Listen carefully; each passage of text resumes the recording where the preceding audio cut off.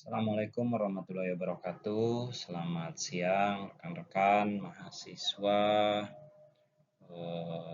mata kuliah analisis informasi dan bibliografi. Berikut saya akan sampaikan tambahan materi ya terkait prosedur dan tata cara penyusunan bibliografi beranotasi.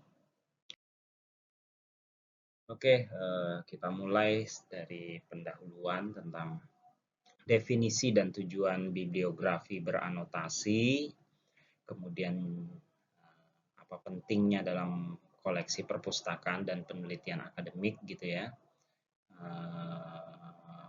Yang kemudian juga ini akan berperan dalam mempermudah akses ya secara cepat ke sumber tanpa perlu membaca seluruh teks. Nah, kira-kira itu tadi ya tujuan dari bibliografi beranotasi, yaitu penting dalam mendukung ya informasi tambahan untuk mendukung keberadaan koleksi perpustakaan. Nanti terkait juga dengan urusan penelitian akademis. Kemudian mempermudah akses ke sumber tanpa perlu membaca satu persatu dari keseluruhan isi teks. Kemudian secara umum ada beberapa jenis-jenis bibliografi ya. Pertama ada bibliografi nasional. Nah, biasanya mencatat dokumen yang diterbitkan di suatu negara. Misalnya kalau konteks Indonesia, bibliografi nasional Indonesia.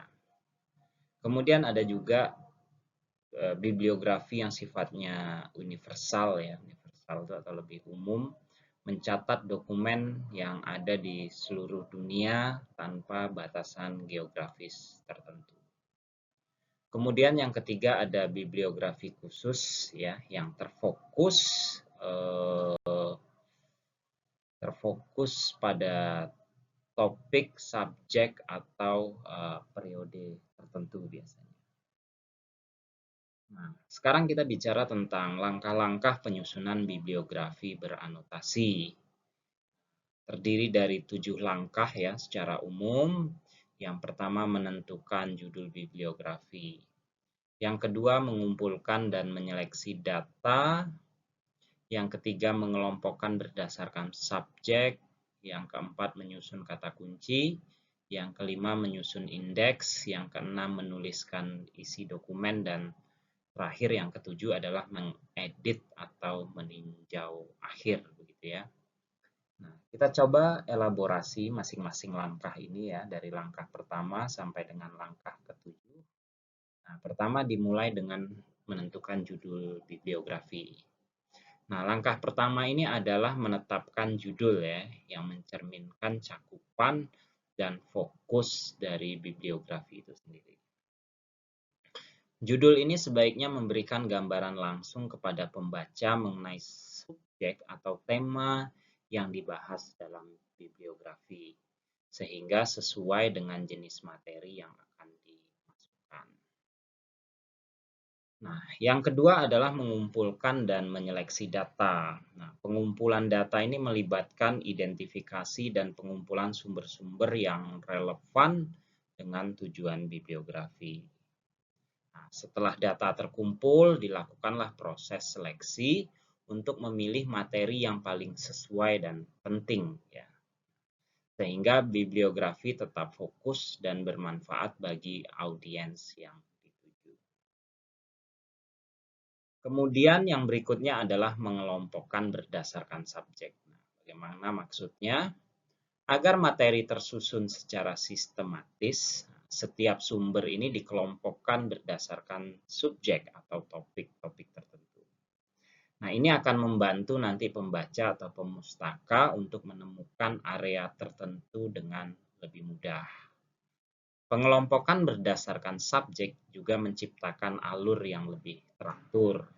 Nah, sehingga bibliografi menjadi lebih mudah digunakan dan diakses. Berikutnya adalah menyusun kata kunci. Nah, kata kunci dibuat untuk mewakili topik atau ide utama yang dibahas dalam setiap entry beranotasi. Kata kunci ini memudahkan pengguna dalam mengidentifikasi konten dari setiap sumber tanpa harus membaca seluruh teks.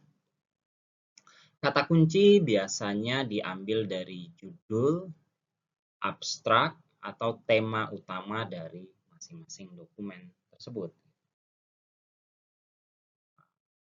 Berikutnya adalah menyusun indeks. Indeks berfungsi sebagai panduan untuk membantu pengguna menemukan istilah, nama pengarang atau subjek tertentu dalam bibliografi. Indeks biasanya mencakup nama pengarang, subjek, dan lokasi geografis. Nah, penyusunan indeks meningkatkan fungsi bibliografi dengan menyediakan alat referensi cepat bagi pengguna. Ya.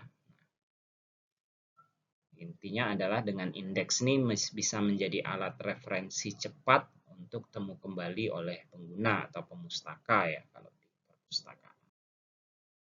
Nah, kemudian menuliskan isi dokumen. Pada tahap ini, informasi inti dari setiap dokumen, ya, seperti nama penulis, judul dari karya atau koleksi, detail publikasi, dan ringkasan singkat. Nah, ini yang disebut dengan anotasi tadi ya. Makanya bibliografi beranotasi, berarti data-data bibliografi yang memiliki ringkasan singkat atau anotasi.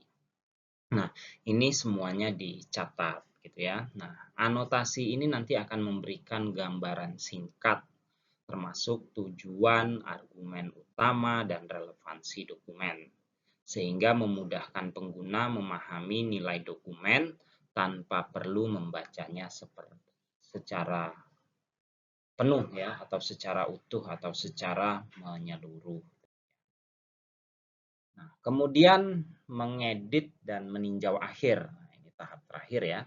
Ini merupakan langkah terakhir, yaitu untuk memeriksa bibliografi secara menyeluruh untuk memastikan ketepatan, konsistensi, dan kejelasan. Nah, ini meliputi pengecekan kesalahan ejaan dan tata bahasa, memastikan format yang benar, serta memastikan bahwa semua informasi penting itu sudah tercantum. Langkah pengendalian mutu ini sangat penting untuk menjaga profesionalitas dan kredibilitas dari bibliografi yang kita buat atau dari bibliografi tersebut. Nah, kemudian kita lanjut ya, setelah 7 langkah tadi, nah kita sekarang masuk ke dalam aspek teknis dalam menyiapkan bibliografi beranotasi. Yang pertama penting digarisbawahi atau dipahami, dalam menyiapkan bibliografi beranotasi ini sebisa mungkin atau ya utamanya harus mengikuti konvensi format yang distandarisasi. Artinya mengikuti salah satu atau format standar yang biasa digunakan untuk membuat bibliografi beranotasi. Nah, kemudian penggunaan tanda baca dan notasi yang tepat atau secara benar. Contoh entry-nya misalnya penulis dulu, kemudian judul karya, informasi publikasi, dan lain-lain. Nah, kemudian sebagai catatan penutup, bibliografi beranotasi ini mendukung sebenarnya untuk kebutuhan utamanya adalah penelitian di bidang akademik ya. Direkomendasikan adanya dukungan pustaka dan sumber daya yang mumpuni ya. Nah, dan kemudian memperluas aksesibilitas dan keterlibatan